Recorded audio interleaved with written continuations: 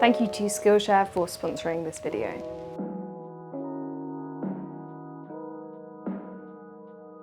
So as you can probably already tell, I am in New York City for a few days. So I've brought a number of cameras with me for this trip, but something that I've noticed over the last couple of days is that sometimes the most simple setup is maybe the best. So for the rest of the trip, I'm planning on just shooting with one camera and one lens each day. Today I'm armed with maybe the most simple setup of them all, just my iPhone. And this is the iPhone 15 Pro, so it's not even the newest iPhone, but we're going to be taking photos on this all day and throughout the rest of the trip. I'm kind of cheating in terms of the one lens scenario because this phone obviously has 3 lenses built in, and I'm also using these 2 moment lenses. One is a 58mm telephoto lens and one is an 18mm wide lens. But since it's such a small and lightweight setup, I think I can get away with that. So let's go.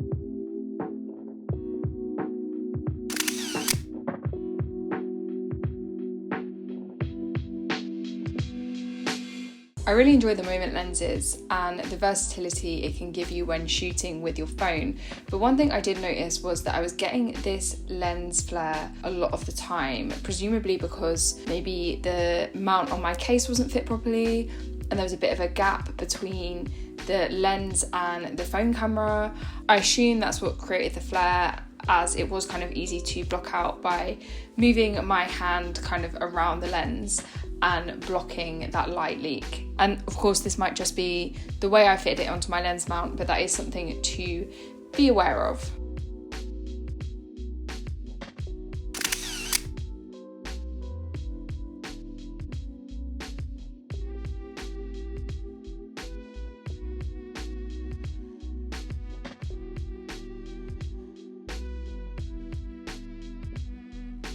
One of the good things about shooting on your phone is like how discreet you can make it compared to shooting on your camera. Like it just looks a lot less obvious when you're trying to take photos of people or capture things, and you can kind of do it as you're moving. I find a lot more so than with like my bigger cameras.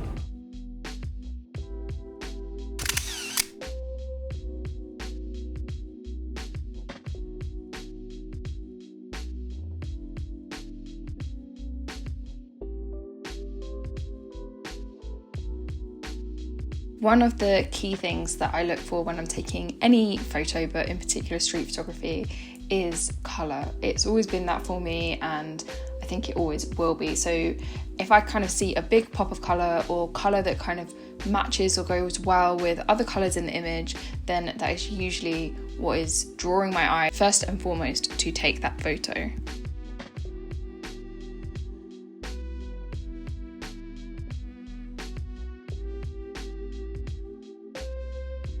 One of the things I love about iPhone photography is the ease at which I can edit and view my photos kind of in real time, and it's the reason that I choose to take my iPhone with me just kind of in everyday life as like a everyday point and shoot, rather than always having like a different kind of camera with me. Being able to view my photos, edit my photos, even post my photos kind of in real time when I'm traveling, when I'm on the go, when I'm out, has always been kind of like so attractive to me. It's almost like the opposite to why I love film photography.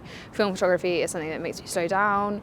iPhone photography, on the other hand, is something that gives me that kind of like instant gratification. I want to take this point to say a big thank you to today's sponsor, who is Skillshare. Skillshare is an online learning platform with thousands of courses led by industry experts from everything from film to illustration. I've been working with Skillshare for a number of years, and one of my favorite classes that I personally have taught on Skillshare is also all about iPhone photography, and that was kind of an entire class all about editing using VSCO on your phone. Often that's the way that I will edit photos and even sometimes videos on my phone when I'm kind of on the go, and I can kind of shoot travel images, edit them and upload them straight away. There are also classes just generally about travel photography. There are classes just generally about iPhone photography, about maximizing kind of the capabilities of your iPhone or kind of other smartphone. The beauty of Skillshare is that you can access multiple classes across different disciplines. So if it's phone photography or photo editing that you're interested in, for example, then there's definitely a class for you. So if you're interested in finding out a little bit more about Skillshare, or maybe engaging in one of the classes that I've spoken about in today's video. Then the first 500 people to use the link in my description will get a 1-month free trial to Skillshare. Another big thank you to Skillshare for sponsoring today's video. Let's get back into it.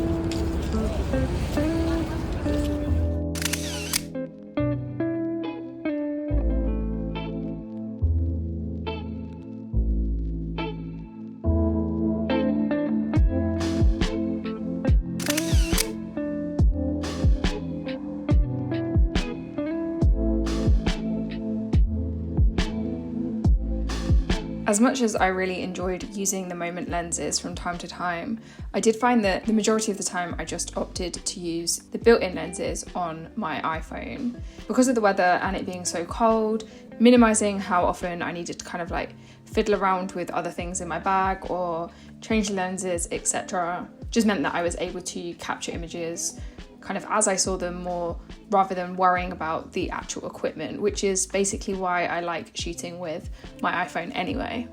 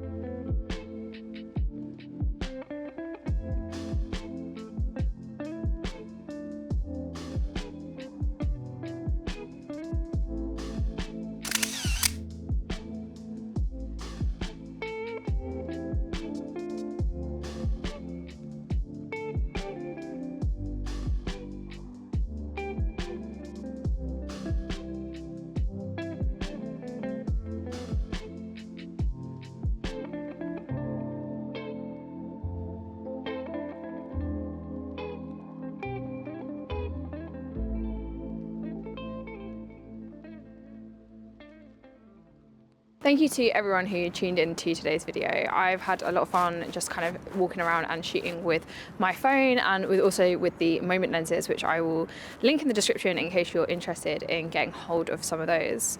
A big thank you again to Skillshare for sponsoring today's video. A reminder that if you want to take advantage of Skillshare, then you can use the link in the description, and the first 500 people who use that link will get a free 1-month trial to Skillshare. I'm going to finish the video with a few extra photos that I've taken on my iPhone. But thank you guys for watching, and I will see you in the next one.